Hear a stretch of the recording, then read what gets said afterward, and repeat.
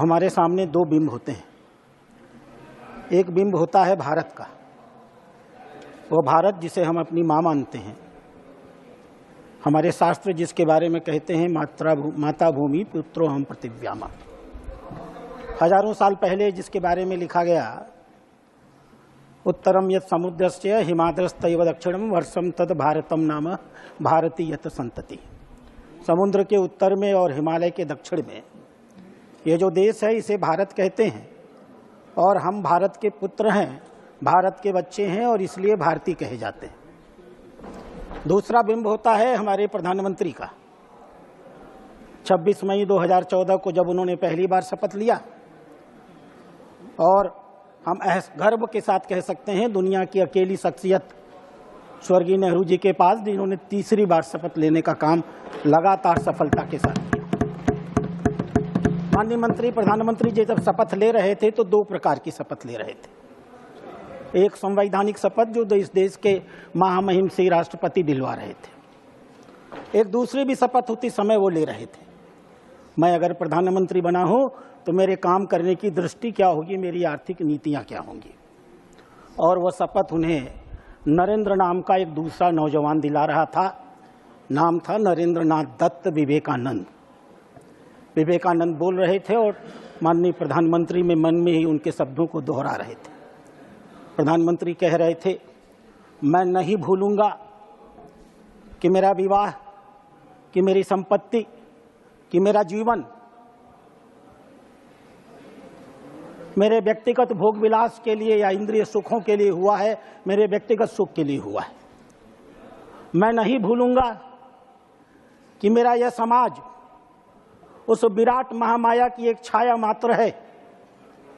मैं नहीं भूलूंगा भारत के जितने भी नागरिक हैं, अशिक्षित हों, गरीब हों, दलित हों, पिछड़े हों, मैं भारतवासी हूं और ये सारे नागरिक भारतवासी हैं, हमारे परिवार के सदस्य हैं। इनका सुख और दुख हमारा और सुख और दुख होगा। मैं नहीं भूलूंगा इस बात को कि जब तक यह जीवन है, यह धरती हमारे लिए स्वर्ग है और भारत का कल्याण ही हमारा कल्याण है। और इसी सपने को लेकर के मैं गर्व के साथ कह सकता हूं, जिस यात्रा को माननीय प्रधानमंत्री ने 2014 में शुरू किया, हम गर्व के साथ कहते हैं आज से 2024 तक वो यात्रा उनकी अनवरत जारी है। एक जमाने में रामधारी सिंह दिनकर ने, आज माननीय वित्त मंत्री जी बात कर रहे थे, आज से 60 साल पहले लिखा था देश की आर्थिक व्यवस्था के बारे में। कुछ समझ नहीं पड़ता रहस्य क्या है, जाने भारत में बहती कौन हवा है। धरती के सब पेड़ दीन दुर्बल है, गमलों के ही पेड़ सुदम्य सुदल है। जब तक है यह वह सम्य समाज सड़ेगा, किस तरह एक होकर यह देश लड़ेगा। सबसे पहले यह दुरित मूल काटोरे, समतल पीटो खाइया खड्ग पाटोरे, बहुपाद बटों की सिरा शोर छाटोरे, जो मिले अमृत सबको समान बाटोरे।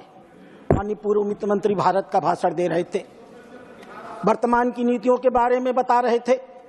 1960 में रामधारी सिंह दिनकर भारत की स्थिति के बारे में बखान कर रहे थे और ऐसा लग रहा था वर्तमान से कोई इनका संबंध ही नहीं हो।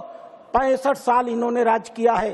65 सालों के रहते हुए रामधारी सिंह दिनकर की इस पीड़ा को किंचित मात्र भी इन्होंने अगर बदला होता तो शायद ये बातें इन्हें आज दोहराने की जरूरत नहीं पड़ी होती। और इसीलिए माननीय प्रधानमंत्री जब सत्ता पर आए तो उनकी प्राथमिकता थी, देश का गरीब हमारी प्राथमिकता होगी, देश का नौजवान हमारी प्राथमिकता होगी, देश की बहनें हमारी प्राथमिकता होगी, देश का किसान हमारी प्राथमिकता होगी। और हम सब गर्व के साथ कह सकते हैं जितनी नीतियां उन्होंने बनाई, हम नाम पर नाम ले सकते हैं, उनकी उपलब्धियों को गिना सकते हैं। पहली बार जब वो जनधन योजना लेकर के आए थे, आप तो नहीं ला पाए 65 सालों में, आप तो इस बात की चिंता नहीं कर पाए कि इस देश में 53% ऐसे लोग हैं जिन्होंने बैंक का मुंह तक नहीं देखा था। आभारी होना चाहिए इस देश को हमारे प्रधानमंत्री का, जिन्होंने इस बात को तय किया कि भारत का एक भी नागरिक जिसके पास एक पैसा नहीं होगा हम उसे बैंक तक पहुंचाएंगे।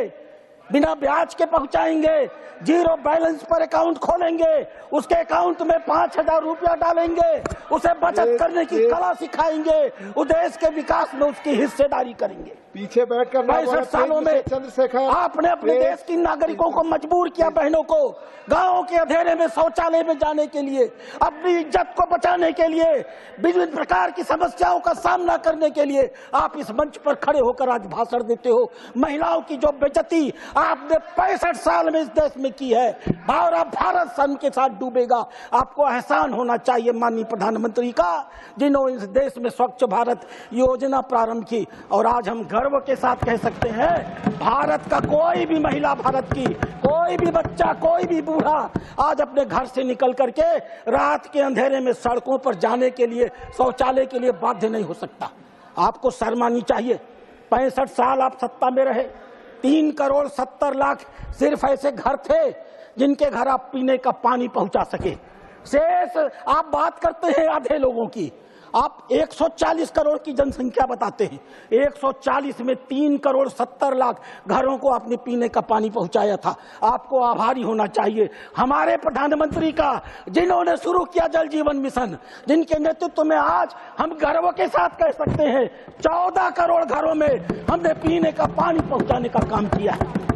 आपको शर्म नहीं आती? इस देश की 90% जनसंख्या इलाज नहीं करा पाती थी, चिकित्सा तक उसकी पहुंच नहीं होती थी। इलाज कराने में वो गरीबी रेखा के नीचे चली जाती थी, उसके घर बिक जाते थे, उसकी जमीनें बिक जाती थी। आप उसकी चिंता नहीं करते थे। चिंता अगर किसी ने किया तो भारत के प्रधानमंत्री नरेंद्र मोदी ने किया, जिसने तय किया इस देश का कोई भी गरीब पैसे की कमी के नाते मरेगा नहीं।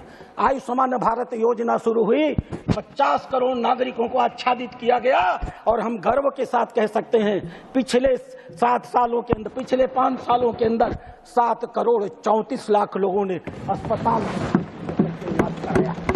अध्यक्ष महोदय, मैं आपके सामने एक रिपोर्ट पेश करता हूँ। यह रिपोर्ट है स्टैंडर्ड ऑफ पुअर की। चुनाव जब चल रहा था, चुनाव का निर्णय आने वाला था, 29 मई को यह रिपोर्ट आई थी। यह छोटी मोटी संस्था नहीं है, पूर्व वित्त मंत्री इसको नकार नहीं सकते। महत्वपूर्ण यह नहीं है कि उन्होंने भारत की रेटिंग बढ़ा दी। 2009 में भारत की रेटिंग BBB माइनस नेगेटिव थी, आपकी सरकार थी। 2012 में भारत की रेटिंग BBB माइनस नेगेटिव थी, आपकी सरकार थी। 2014 में नरेंद्र मोदी सरकार में आए, आते ही मान रेटिंग 4 महीने के अंदर बदल गई, BB माइनस से और BB स्टेबल हो गई। और हम गर्व के साथ कह सकते हैं 29 मई 2024 को घोषणा किया स्टैंडर्ड पुअर ने, और भारत की रेटिंग BB माइनस स्टेबल से बदल करके BB माइनस पॉजिटिव कर दिया। और महोदय, यह महत्वपूर्ण नहीं है, महत्वपूर्ण यह है कि ऐसा करते हुए स्टैंडर्ड ऑफ पुअर ने अपनी रिपोर्ट में क्या कहा, मैं उस रिपोर्ट को पढ़ना चाहूंगा अध्यक्ष महोदय। उन्होंने लिखा कि भारत को मजबूत आर्थिक विकास ने भारत की ऋण ग्राह्यता पर सकारात्मक प्रभाव डाला है।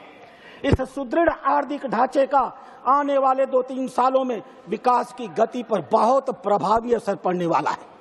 उन्होंने लिखा, सरकार ने अपने खर्चे के स्वरूप और उसके वितरण को पूरी तरह से बदल दिया है और बढ़ता हुआ हिस्सा अवस्थापना विकास पे खर्च किया जा रहा है।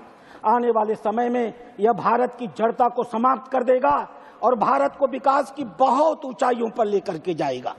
उन्होंने लिखा, लगातार नीतिगत स्थायित्व से, गहराते हुए आर्थिक सुधारों से और उच्च दर के अवस्थापना सुविधाओं के निवेश से भारत लंबे समय तक विकास की संभावनाओं को बनाते रहेगा।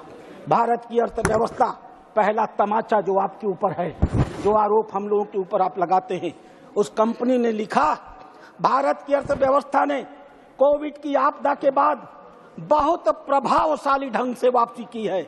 पिछले 3 सालों में भारत के वास्तविक आर्थिक विकास की दर और सकल घरेलू उत्पादन का क्षेत्र में सर्वाधिक 8.1% की औसत से वृद्धि हुआ है। भारत एशिया पैसिफिक प्लीज क्षेत्र में सीट पर बैठकर आज बात न करें। सर्वाधिक विकासशील प्लीज है। अपनी और सीटों हमें पर जाओ विश्वास है प्लीज। कि आने वाले 3 सालों में यह विकास की दिशा और गति बनी रहेगी।